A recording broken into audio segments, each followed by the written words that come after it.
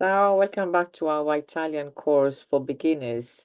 Thank you very much for subscribing, liking, sharing, and leaving comments in for my videos.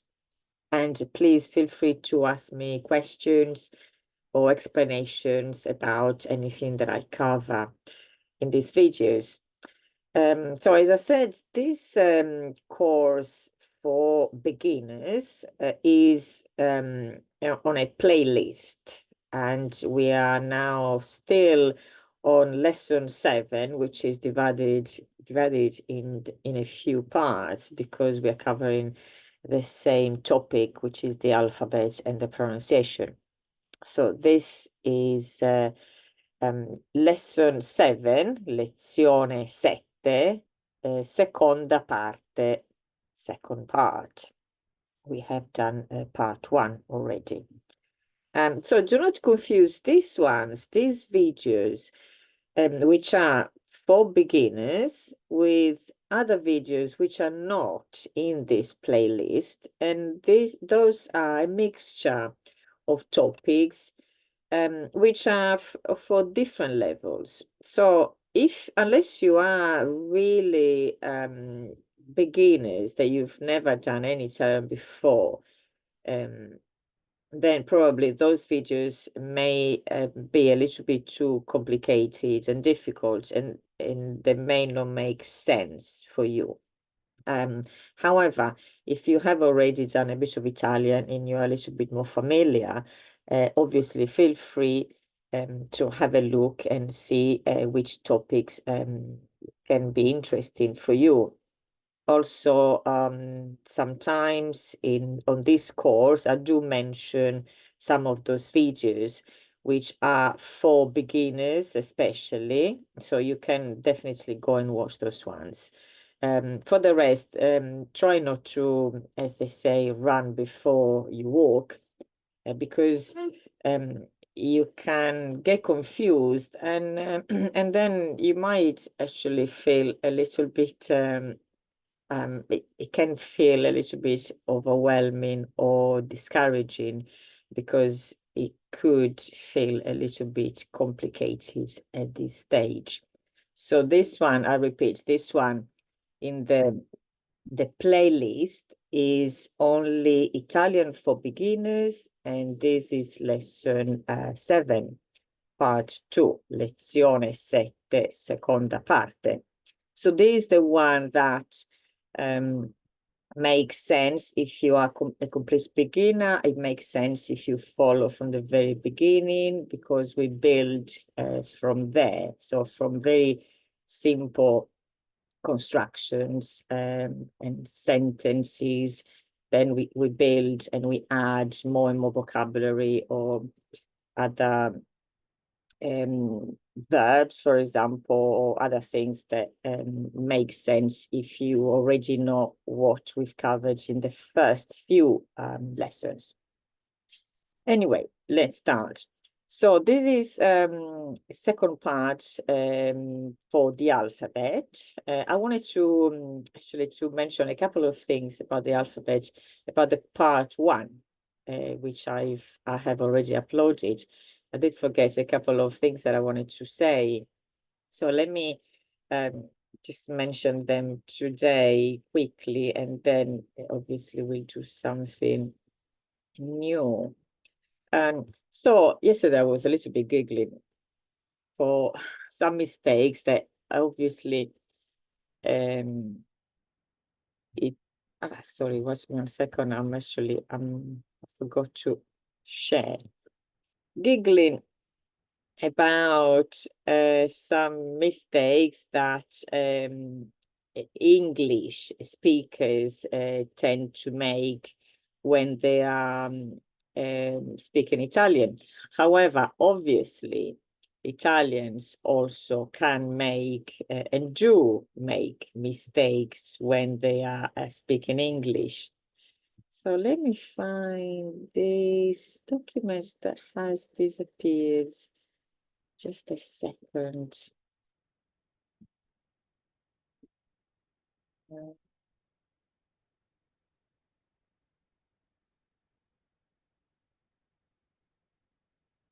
Sorry about the silence. I'm just trying to share the correct document, which is not that one.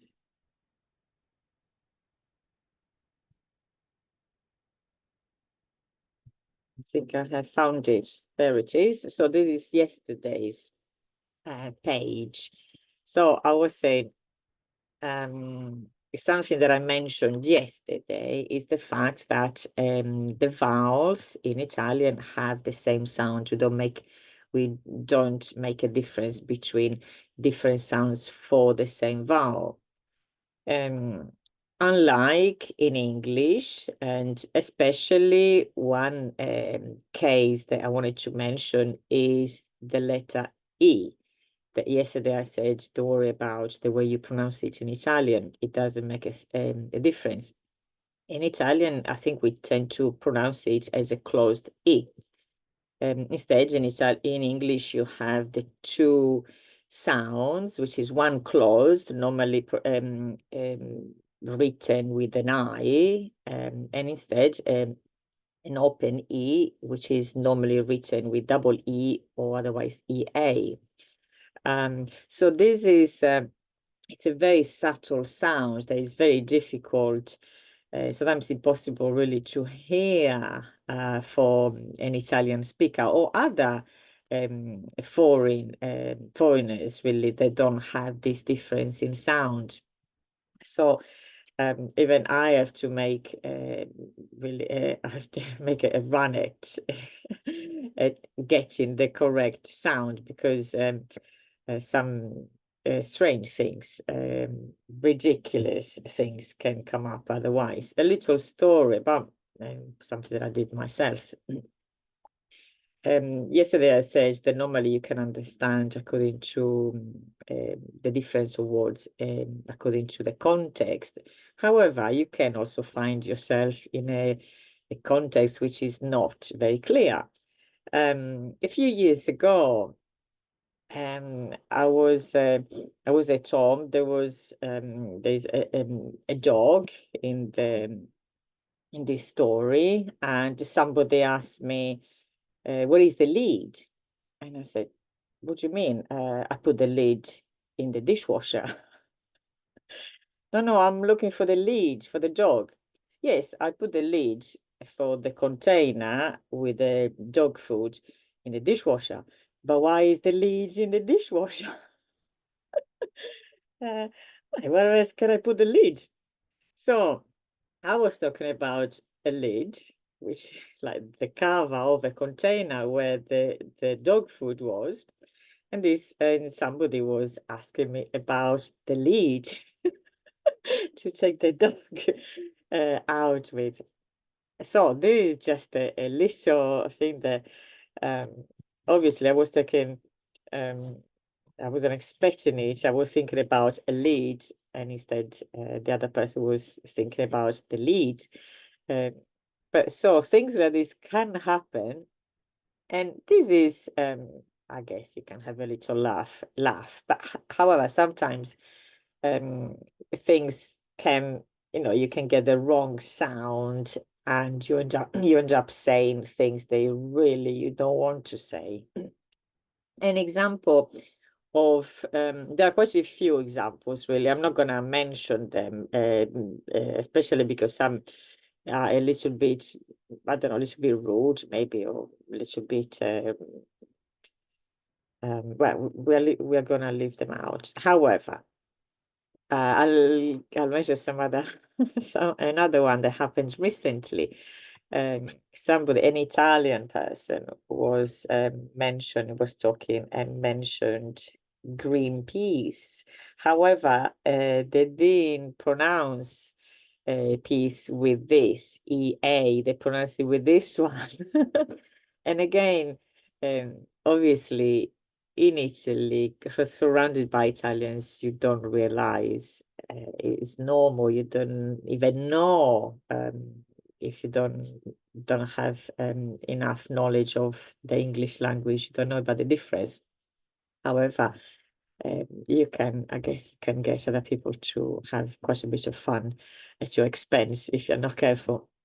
So this is something to laugh about when we're talking about Italians and similar languages as well. Spanish people, I think, do just the same type of mistakes. Um, Something else that I wanted to say, completely separate. If you remember yesterday, I explained the difference between the two sounds for the S, and I mentioned the S before certain consonants can have two sounds as well. On this side, which Adine writes a long list of the letters that have so the letters that follow the S and makes the sound Z. One is the M, which I did mention yesterday. So I wrote this word in red to remind me. You must have, if you know Italians or you've heard Italians talking, you must have heard somebody say smile instead of smile, because the S before the M in Italian is pronounced Z. So we do say, or Italians say smile instead of smile. And it's something, because it's in your mind, you don't really notice that you don't know, you don't notice, but you don't know also that you're doing this.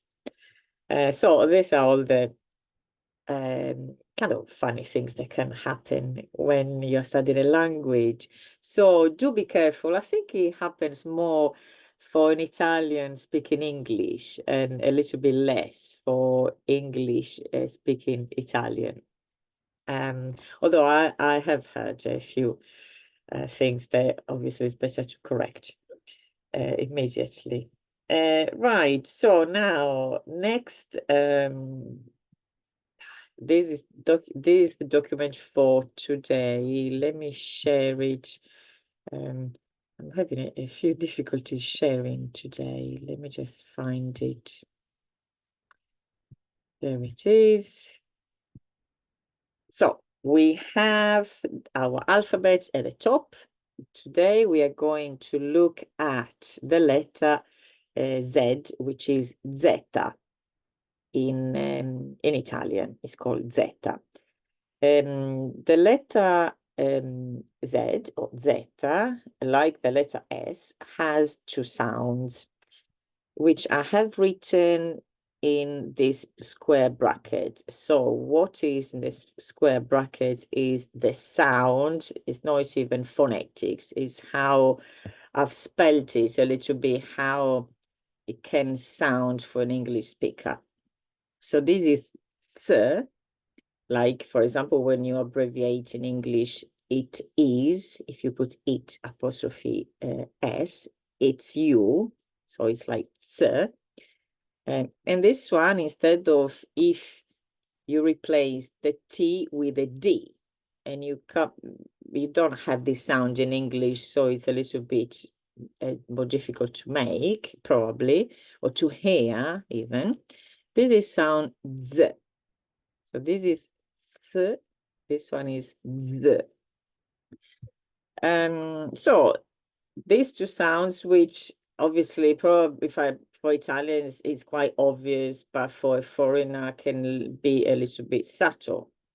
And what also the difficulty is not just the difference of sound. It is also that, unfortunately, it does not correspond to, as you can see, I've got a few examples, it does not correspond to the way the words are written. Meaning, it doesn't mean that one of the sounds has two Zs and the other has one. That would be very good and quite easy. Instead, no, it's not like that. Because as you can see here, from the examples I've written, we have words with a double Z and words with one Z with the sound th. And we have exactly the same thing, words with double Z and words with one Z, which have the sound Z. So Let me pronounce them for you. Some you'll know more than others. And in fact, in general, let's say that there are more words with the sound ts. So one is pizza, everybody knows it. The other one is stazione. This is a station. And I think many of you, well, you can work it out as well, or you've heard it before. Some words with the sound z is azzurro. Azzurro is a color. It's a kind of blue. I can't find. Oh, there we've got something. This is kind of azzurro. So it's not pale blue and it's not navy blue. Azzurro. And so here we have 2Z. And here is zanzara, which is a mosquito. Where we have only one Z. So how, so basically, if there is a word that you've never, with a Z or 2Zs, that you've never seen before, you can't really guess it. There is nothing that tells you this is pronounced th or it is pronounced z. So every time that you get this new word, you learn the meaning and you learn the pronunciation. There is no other way, just by looking at it or how to pronounce it. So, as I said, there are more words where the sound is ts. So, as you go along, as you learn a new word where there is a Z, you learn also how to pronounce it. So that is it for the letter zeta, Z. Some sounds which we have with the letter G, which is G in Italian as well, are two sounds that you do not have in English. One is made by writing GLI. Sometimes, as you can see from the examples here, you can have another vowel after the I, because in this case, the I has only the function to make this sound. The combination of these three letters, GLI, make one sound. So that's why, and you will see it now in the examples, we can have, and we do have often, another vowel, and that is the vowel that you're going to pronounce. Let's see how it works. So the sound is yi, which is, I'm exaggerating it just to, for you to hear it. It's really, it's not an L, it's not a L, it's not definitely you cannot hear the G, it's not a gli. If you cannot, at the beginning at least, make the sound Y, at least do not pronounce the G. Go for an L, but not G. So this is, I'm going to, as I said, exaggerate the sound a little bit. This is aglio. Aglio is garlic. Famiglia, family. Moglie, wife. So sound ye. Aglio, famiglia, moglie. As I said, I'm exaggerating it. But for example, if you have difficulties at the beginning, especially pronouncing this sound, just say, like this. That's done. But when I was a child, I wasn't able to pronounce this sound for some reason. But I did survive and learned eventually. And so in fact, just to reiterate the fact that GLI is the combination of three letters that make the sound Y, and that's why here you do not hear and do not pronounce the letter I in any way. Is aglio, famiglia, moglie. The other sound is GN. Again, we have a combination of two letters that make one sound, one particular sound. This one, you probably, if you know Spanish, for example, you've heard this sound in Spanish, which is the N with the little hat on top. So this is ñ. And we have some examples. Campagna, ogni, Spagna.